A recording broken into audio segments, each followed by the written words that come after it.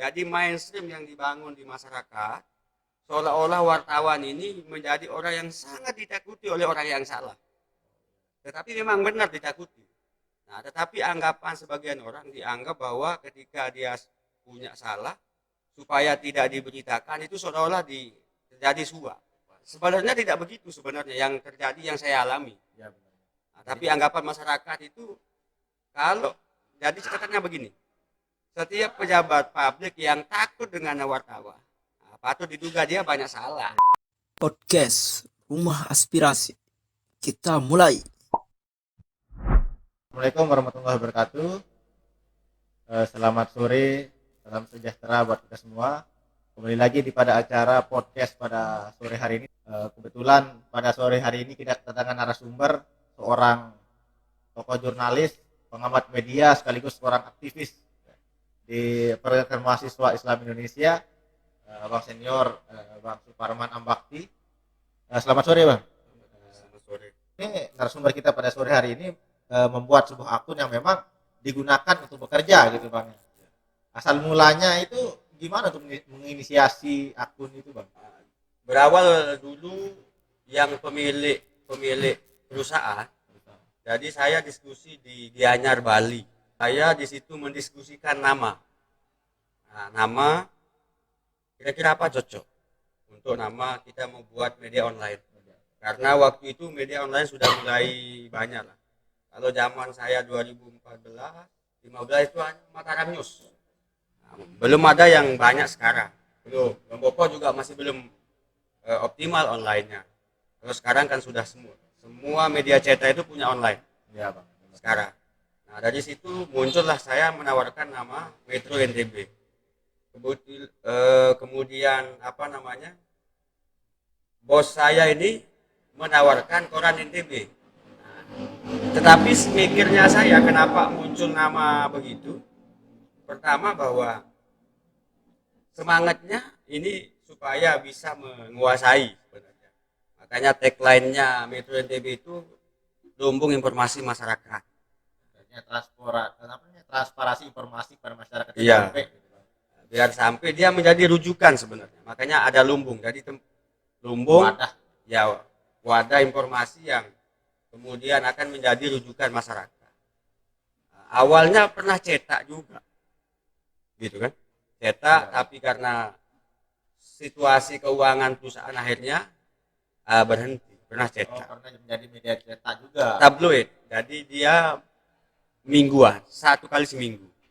Ini, Bang, bertanya ini. Kalau kita lihat memang sekarang power media sosial seolah-olah menjadi stakeholder di masyarakat. Kenapa saya bilang stakeholder? Karena media sosial digunakan sebagai senjata pamungkas terkadang, Bang. Nah, apakah media Metro NTB ini fokusnya di transparansi informasi ataupun ada indikasi-indikasi lain gitu, Bang? Jadi sebenarnya semua media itu punya platform sendiri sebenarnya. Tergantung spiritnya sebenarnya kalau soal media. Kalau saya mencoba mengembangkan jurnalisme positif. Jadi lebih menyampaikan informasi yang edukatif kepada masyarakat.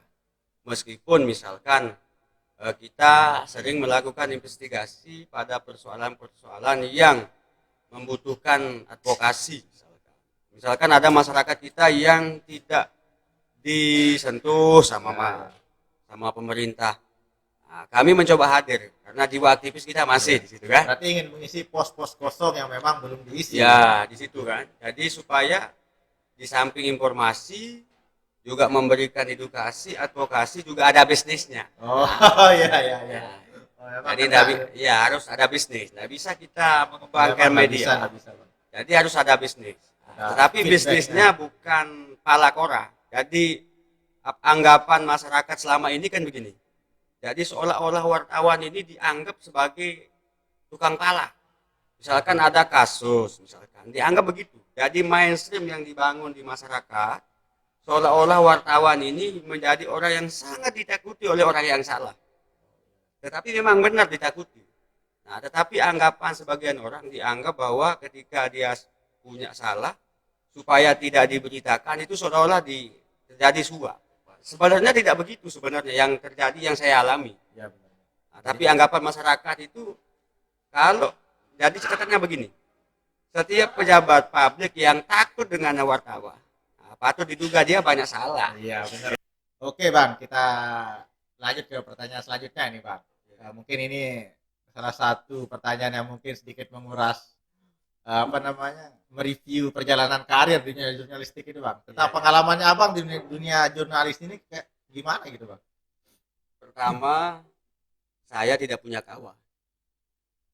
Berarti hidup mata wayang gitu intinya, Bang. Bukan, jadi begini. Jadi kita kan baru. Kemampuan kita untuk menguasai isu kan butuh waktu. Nah, tetapi untungnya, yang menariknya begini. Saya kan termasuk banyak yang mengenal saya di pejabat-pejabat itu. Kan. Ketemu, yuk, ngapain katanya? Sudah berhenti demo. Gitu kan. Sudah, Pak. Oh, Nah, awal itu. mula dikenal pejabat itu lewat demonstrasi. Demonstrasi. Nah, gitu. Jadi termasuk mantan sekda itu ketemu, yuk, ngapain? Saya kan sudah berhenti demo sebenarnya. Saya wartawan. Nah, jadi mayoritas yang kenal saya, sumber-sumber saya itu ya karena kenal sebelumnya. Jadi kadang-kadang di situ nilai jual saya Oh, sama teman-teman. Yang kedua, pengalaman saya begini di dunia karir itu. Jadi saya ini media kecil, beda kecil. tidak besar seperti teman-teman. Tetapi misalkan saya punya jaringan Jakarta misalkan, Misal. saya korlapnya, gitu kan. Oh iya. Misalkan kemarin waktu kegiatan MUI di Kute misalkan, saya diminta menjadi korlap. Nah, waktu yang paling misalkan kayak bantuan Komiped misalkan dari Jakarta, karena kita punya akses kan, dicari.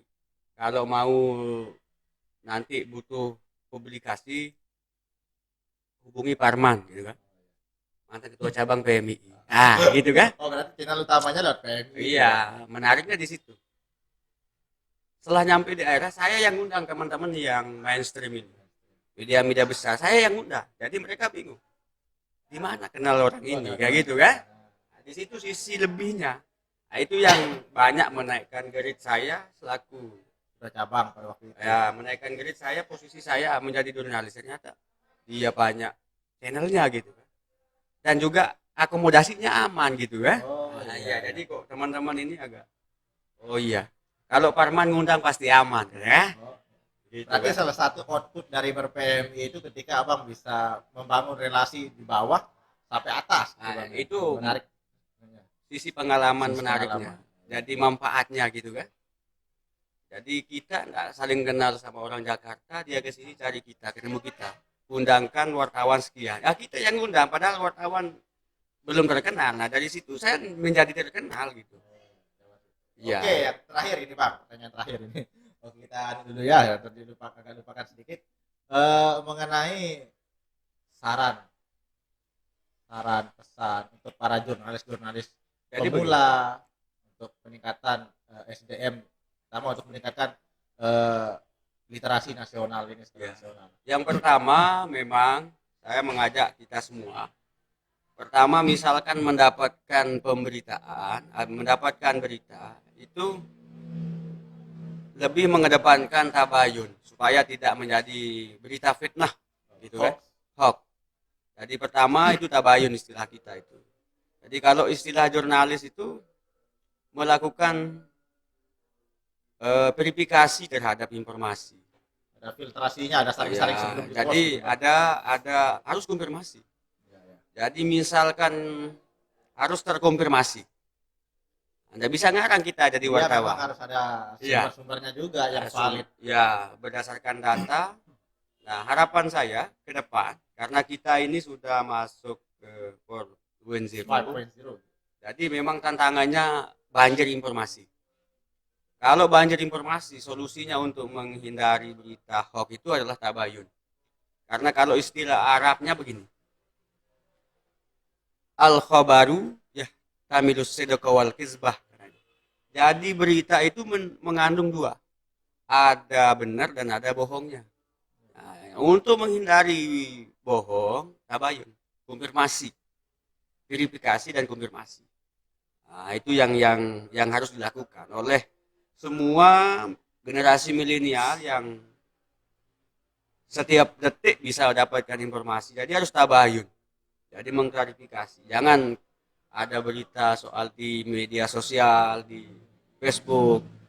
Nah, ini tantangan kita. Jadi media Facebookiah ini luar biasa. Tinggal di forward Forward aja. selesai Padahal sudah, belum Bang. baca, sumbernya belum jelas. Maka harus terverifikasi dengan melakukan tabayun. Misalkan soal isu banyak itu dimanfaatkan secara politik banyak. Dan itu merugikan kita. Contoh misalkan terakhir soal corona, masyarakat kita masih banyak yang tidak percaya corona. Kenapa? Karena dari broadcast, dari pesan-pesan disebarkan bahwa kalau divaksin dia mati mati, itu kan terbangun Iya, dalam. iya. Nah, Seolah-olah ayam itu divaksin nah, terus itu. ya divaksin gitu kan.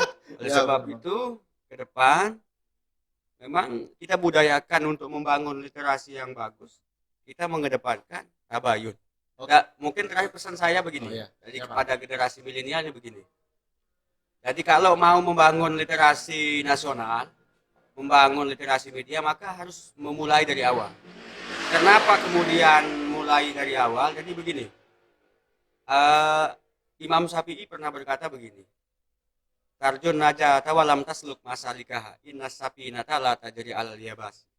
Jadi kalau mau engkau mendambakan sesuatu, tetapi tidak menempuh jalannya. Kalau mau membangun literasi media harus dari awal. Harus kayak misalkan begini. Hari ini misalkan buat begini harus dari awal. Dari awal dan harus melalui proses. Jadi sehingga menjadi membangun pemahaman utuh bahwa literasi media ini menjadi penting. Jadi engkau mendambakan kesuksesan tapi engkau tidak menempuh jalannya. Nah, itu kata Imam Syafi'i. Sesungguhnya sampan itu tidak bisa berjalan di atas daratan kan gitu. Ya, Nah, itu istilah memang yang baru sehat. itu kan oleh sebab itu silakan saling membahu untuk membangun literasi media. Mungkin itu saja. Terima kasih. Jadi mungkin itu saja acara podcast kita pada sore hari ini.